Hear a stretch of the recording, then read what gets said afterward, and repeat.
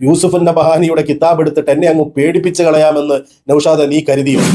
2-3 ദിവസം മറുപടി അല്പം വൈകിയപ്പോ ഉത്തരമില്ല എന്ന് നീ വിചാരിച്ചോ? നിങ്ങളുടെ പിഴച്ച വാദത്തിന് ഇമാമുമാരെ കൂട്ടുപിടിക്കരുത്. എപ്പോഴെങ്കിലും ഏതെങ്കിലും ഒരു വലിയനെ കുറിച്ച് ആ വലിയന്റെ പടച്ചോനാണെന്ന് പറഞ്ഞതോ എഴുതിയതോ ഉണ്ടെങ്കിൽ അത് കാണിച്ചാൽ മതി, പ്രശ്നം തീർന്നു. അതിനു പകരം ബഹുമാനപ്പെട്ട അബ്ദുൽ കരീമുൽ ജീലി തങ്ങളുടെ കിതാബ് എടുത്തുകൊണ്ടുവന്നു. ഞാനപ്പോ പറഞ്ഞു, ജീലി തങ്ങളുടെ കിതാബ് വലിയ വലിയ ആലിമീങ്ങൾക്ക് പോലും നോക്കിയാൽ മനസ്സിലാകാത്ത കാര്യമാണ്. ജീലി തങ്ങൾ പറയുന്നത് സത്യമായ കാര്യമാണെങ്കിലും അതിന്റെ ആഴങ്ങളിലേക്ക് ഇറങ്ങിച്ചെന്നുകൊണ്ട് മനസ്സിലാക്കാനോ വിശദീകരിക്കാനോ സാധാരണക്കാരായ ആളുകൾക്ക് അല്ലെങ്കിൽ സാധാരണക്കാരായ പണ്ഡിതന്മാർക്ക് പോലും കഴിയില്ല എന്ന് ഞാൻ പറഞ്ഞിരുന്നു. എന്തായാലും കിതാബ് എടുത്ത മഹത്വം നൗഷാദ് പറയുന്നുണ്ട്. നമ്മൾ കിതാബ് അതാ കൊണ്ടുവന്നു അല്ലേ, അൽ കമാലാത്തുൽ ഇലാഹിയ, അള്ളാന്റെ റസൂൽ ഖാലിഖാണെന്ന് പറയുന്ന സല്ലല്ലാഹു അലൈഹി വസല്ലം. അപ്പൊ ഇയാൾ പറഞ്ഞു ആ കിതാബ് മുഴുവൻ എടുക്കാൻ പറ്റൂല, അതങ്ങനെ അവരുടെ ഇസ്തിലാഹ് അനുസരിച്ച് പറയുന്ന കിതാബാണ്. ഓ, അബ്ദുൽ കരീമുൽ ജീലി തങ്ങൾ സൂഫിയാക്കളെ നേതാവാണ്, അവർക്ക് ഇസ്തിലാഹ് ഉണ്ട്, അതൊക്കെ റെഡിയാണ്. അപ്പൊ ഞാൻ പറഞ്ഞ വിഷയം ശരിയാണ്.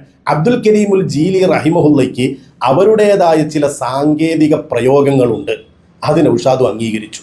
ഇനി റെഡി അല്ലാത്ത കാര്യം എന്താണ്? അത് ബഹുമാനപ്പെട്ട യൂസുഫ് നബഹാനി മഹാനവറുകളുടെ കിതാബ് എടുത്തുകൊണ്ടാണ് നൗഷാദ് വരുന്നത്. ഇതാണിപ്പോൾ എന്തോ വലിയ സംഭവമായി എന്നൊക്കെ പറയുന്നത്. അതിനിടയിൽ തുഹ്ഫ എന്നൊക്കെ എന്തോ പറയുന്നുണ്ട്, കേട്ടു നോക്കാം. പക്ഷെ അത് പറയേണ്ടതാണ് എന്ന് അതാ യൂസുഫ് നബഹാനി തങ്ങളുടെ കിതാബ് ജവാഹിറുൽ ബിഹാർ. എത്ര കിതാബ് ഞാൻ തുഹ്ഫ വരെ എടുത്തിട്ടാ, പക്ഷെ ഈ ചങ്ങായിമാർ ആരെങ്കിലും ഒന്ന് വരണ്ടേ, എന്നാലല്ലേ തുടർത്താൻ കഴിയുള്ളൂ. തുഹ്ഫ എടുത്ത സംഭവം ഇബ്ലീസിന്റെ വിഷയത്തിൽ ഓർക്കുന്നുണ്ടോ? എന്നിട്ടൊരു പച്ച നുണ പറഞ്ഞത് ഏതോ ഒരു മൗലിയാരെ വിളിച്ചിട്ട് എനിക്ക് തുഹ്ഫ വായിക്കാൻ അറിയില്ല, ആരാ തുഹ്ഫ ഓതിക്കൊടുത്തത് എന്നൊക്കെ ചോദിച്ചു എന്ന ഒരു ഭൂലോക നുണ പറഞ്ഞത്. ആ മൗലിയാർ ഏതാ? ആ മൗലിയാരുടെ നമ്പർ ഒന്നതാ. ആ മൗലിയാർ വാട്സപ്പിലാണ് മെസ്സേജ് അയച്ചതെങ്കിൽ ആ വാട്സപ്പ് നോട്ടടക്കം അതിന്റെ തെളിവ് പുറത്തു വിട് എന്ന് പറഞ്ഞിട്ട് എന്തെങ്കിലും പറഞ്ഞോ? ആകെ പറഞ്ഞത് ഞങ്ങൾക്ക് അങ്ങനെ പലരും മെസ്സേജ് അയക്കും, അതൊക്കെ എന്നോട് പറയാനാണോ എന്നാണ്. നാട്ടുകാരോട് മുഴുവൻ വിളിച്ചു പറഞ്ഞിട്ട് അതിന്റെ തെളിവ് ചോദിച്ചപ്പോൾ പറഞ്ഞ ന്യായാണ് അതൊക്കെ എന്നോട് പറയാനാണോ എന്നാണ്. ഈ ജാതി തുഹ്ഫ എടുക്കലാണെങ്കിൽ എന്തായാലും നല്ല രസം ഉണ്ടാകും. എന്തായാലും ഇവിടെ യൂസുഫ് നബഹാനി തങ്ങളുടെ കിതാബാണ് എടുക്കുന്നത്. എടുത്തോളൂ. അതാ ജവാഹിറുൽ ബിഹാർ എടുത്തു, ഫീ ഫളാഇലിൻ നബിയിൽ മുഖ്താർ സല്ലല്ലാഹു അലൈഹി വസല്ലം പേജ് എടുക്ക്.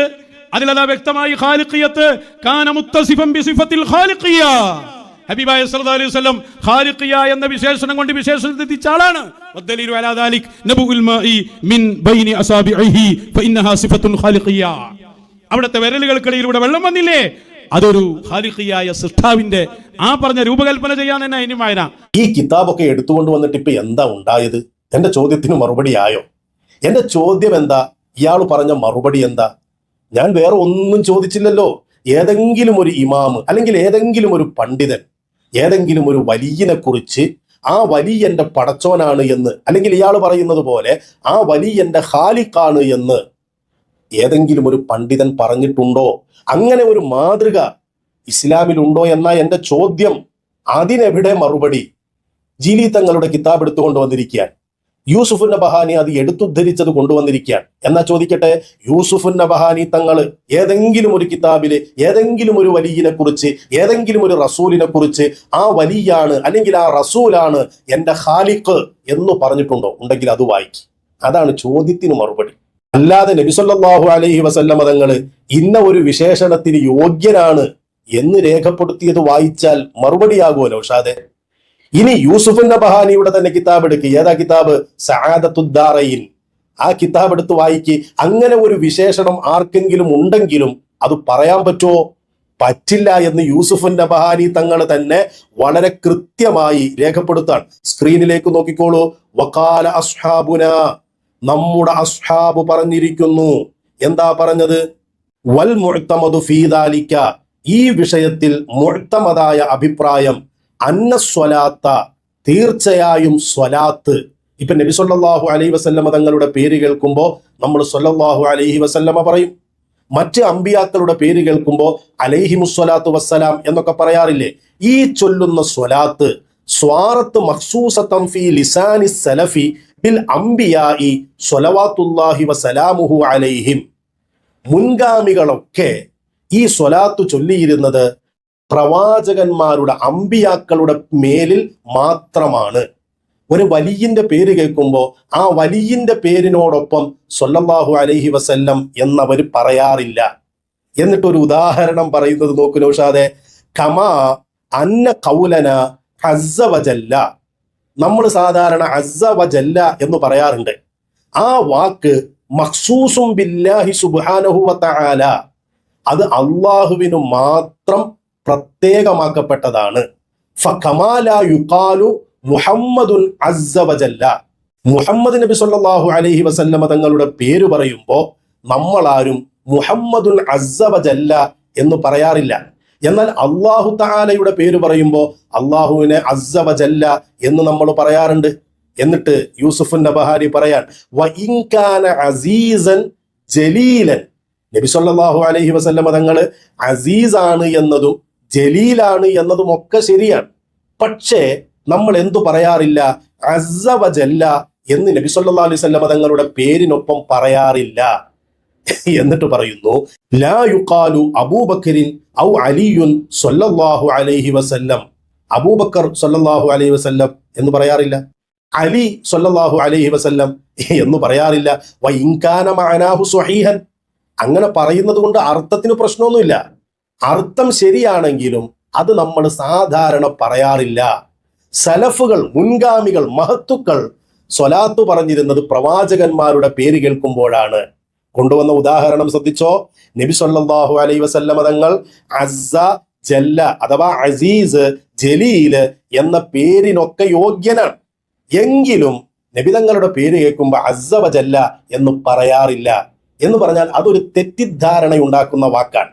ഖാലിഖ് എന്ന പേര് നബി സല്ലല്ലാഹു അലൈഹി വസല്ലമ തങ്ങൾക്ക് അതിനുള്ള അർഹതയുണ്ട്, യോഗ്യനാണെങ്കിൽ പോലും അത് പറയാൻ പാടില്ല, തെറ്റിദ്ധരിപ്പിക്കപ്പെടും. പ്രത്യേകിച്ച് മലയാളത്തിൽ പടച്ചോൻ എന്ന പദം അള്ളാഹുവിന് മാത്രമായി മുസ്ലിമീങ്ങൾ ഉപയോഗിക്കുമ്പോൾ ആ പദം കൊണ്ട് വേറൊരു സൃഷ്ടിയെ വിശേഷിപ്പിക്കാൻ പാടില്ല. എങ്ങനെയുണ്ട്? യൂസുഫ് നബഹാനിയുടെ കിതാബ് എടുത്തിട്ട് എന്നെ അങ്ങ് പേടിപ്പിച്ച് കളയാമെന്ന് നൗഷാദ നീ കരുതിയോ? 2-3 ദിവസം മറുപടി അല്പം വൈകിയപ്പോ ഉത്തരമില്ല എന്ന് നീ വിചാരിച്ചോ? നിങ്ങളുടെ പിഴച്ച വാദത്തിന് ഇമാമുമാരെ കൂട്ടുപിടിക്കരുത്. ഷാറാനി ഇമാമിനെ കൂട്ടുപിടിച്ചിട്ട് ഇബ്ലീസിനെ സ്വർഗത്തിൽ കൊണ്ടുപോകാൻ നീ എന്തെല്ലാം പാടുപെട്ടു. എന്നിട്ട് എന്താ ഉണ്ടായത്? ഇപ്പൊ യൂസുഫ് നബഹാനിയുടെ കിതാബ് എടുത്തുകൊണ്ട് വരിക. മഹാനബറുകൾ വ്യക്തമായി രേഖപ്പെടുത്തുന്നു നബി സല്ലല്ലാഹു അലൈഹി വസല്ലമ തങ്ങൾ അസീസ്, ജലീല് എന്ന വിശേഷണങ്ങൾക്കൊക്കെ യോഗ്യനാണെങ്കിലും അത് നമ്മൾ നബിതങ്ങളുടെ പേര് പറയുമ്പോൾ അസ്സ വജല്ല എന്ന് പറയാറില്ല. എന്നിട്ട് സ്വലാത്ത് ചൊല്ലുമ്പോ നബിമാരുടെ പേരിൽ മാത്രമാണ് സ്വലാത്ത് ചൊല്ലിയിരുന്നത്. ഔലിയാക്കളുടെ പേര് കേൾക്കുമ്പോൾ സല്ലല്ലാഹു അലൈഹി വസല്ലമ പറയാറില്ല എന്ന് പറയാൻ വേണ്ടി കൊണ്ടുവന്ന ഉദാഹരണമാണ് ഇത്. യൂസുഫ് നബഹാനിയുടെ അഭിപ്രായം മാത്രമല്ല, ഇത് എവിടെ നിന്നാ വന്നത് എന്നൊക്കെ നൗഷാദിന് ചിലപ്പോ അതിന്റെ മുകളിലേക്ക് പരിശോധിച്ചാൽ കിട്ടും. കിട്ടിയിട്ടില്ലെങ്കിൽ ചോദിച്ചോളൂ, ആരാണത് പറഞ്ഞത് എന്ന് കൃത്യമായി ഞാൻ വായിക്കുകയും ചെയ്യും. ഇതാണത്ര ഇപ്പൊ വലിയ തെളിവ്. എന്റെ ചോദ്യം എന്താണ്? അങ്ങനെ പറഞ്ഞതിന് മാതൃകയുണ്ടോ? ഉണ്ടെങ്കിൽ അത് കൊണ്ടുവരണം.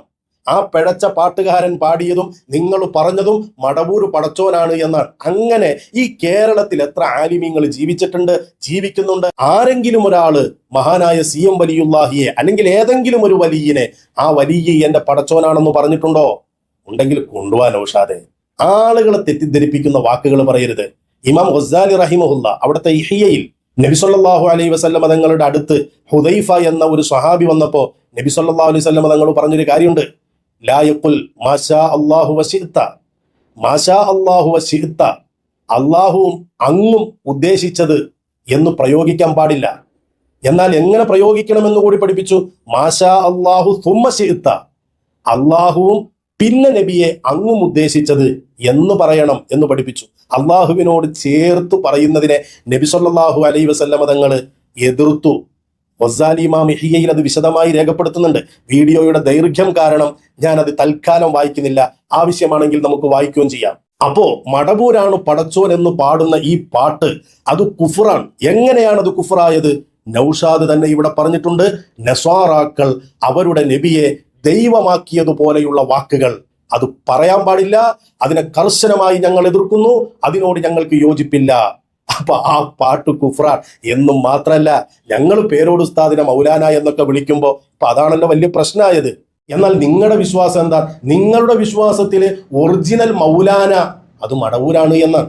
കുഫറിന്റെ വാദല്ലേ? മൗലാനയായിട്ട് ഒറിജിനൽ മൗലാന ഇവിടെ ഉണ്ടെങ്കിൽ അത് മടവൂർ ശൈഖാണോ? അതിലും ചർച്ചല്ല, അതല്ല ഇവിടുത്തെ ചർച്ച. ഞങ്ങൾക്ക് ഒറിജിനൽ മൗലാന അള്ളാഹുവാണ്. അവനാണ് ഒറിജിനൽ മൗലാന. മറ്റുള്ളതൊക്കെ അള്ളാഹുവിന്റെ താഴെയുള്ള പ്രയോഗിക്കപ്പെടാൻ പറ്റുന്ന അർത്ഥത്തിലുള്ള മൗലാനമാരാണ്. അപ്പൊ ഇവര് മടവൂരിനെ കുറിച്ച് വിശ്വസിക്കുന്നത് മടവൂരാണ് ഒറിജിനൽ മൗലാന. അപ്പൊ അതേ വിശ്വാസത്തിൽ തന്നെ ആയിരിക്കാം മടവൂരാണ് പടച്ചോൻ എന്നിവർ പറയുന്നത്. മടവൂരാണ് ഒറിജിനൽ പടച്ചോൻ. ഇത് കുഫറാണ്, ഇത് ഇസ്ലാമല്ല. ഇതിനെ പേരോട് ഉസ്താദ് എതിർക്കും. നിങ്ങളുടെ പിഴച്ച വിശ്വാസത്തെ, ആശയത്തെ, ആദർശത്തെ പേരോട് ഉസ്താദ് എതിർക്കുന്നത് കൊണ്ടല്ലേ ഇബ്ലീസ് ത്വരീക്കത്തുകാരെ നിങ്ങൾക്ക് ഇത്ര കലിപ്പ് ആ പണ്ഡിതനോട്? അതിങ്ങനെ പറഞ്ഞു തീർത്തോളൂ, വേറെ പണിയൊന്നുമില്ലല്ലോ. അന്നം മുടങ്ങുകയും ചെയ്യരുത്. അത് നിങ്ങൾ തുടർന്നുകൊണ്ടേ ഇരിക്കുക. ഏത് കുഫറൻ ആശയവും പിഴച്ച വിശ്വാസവുമായി നിങ്ങൾ സമൂഹത്തിലുണ്ടോ അത് ജനങ്ങളോട് പേരോട് ഉസ്താദ് പറഞ്ഞു കൊടുക്കും. അത് കേട്ട് ഞങ്ങളും പറഞ്ഞുകൊണ്ടേയിരിക്കും. അതിൽ ദേഷ്യപ്പെട്ടിട്ട് കാര്യമില്ല. അള്ളാഹു നന്നാക്കി തരട്ടെ എന്ന് നിങ്ങൾ ദുആ ചെയ്യും, ഞങ്ങളും ദുആ ചെയ്യാം. അള്ളാഹു തആല നിങ്ങൾക്ക് ഹിദായത്ത് നൽകട്ടെ. നിങ്ങളുടെ ഈ പിഴച്ച അഖീദയിൽ നിന്ന് ഈ ഉമ്മത്തിനെ അള്ളാഹു കാത്തുരക്ഷിക്കട്ടെ.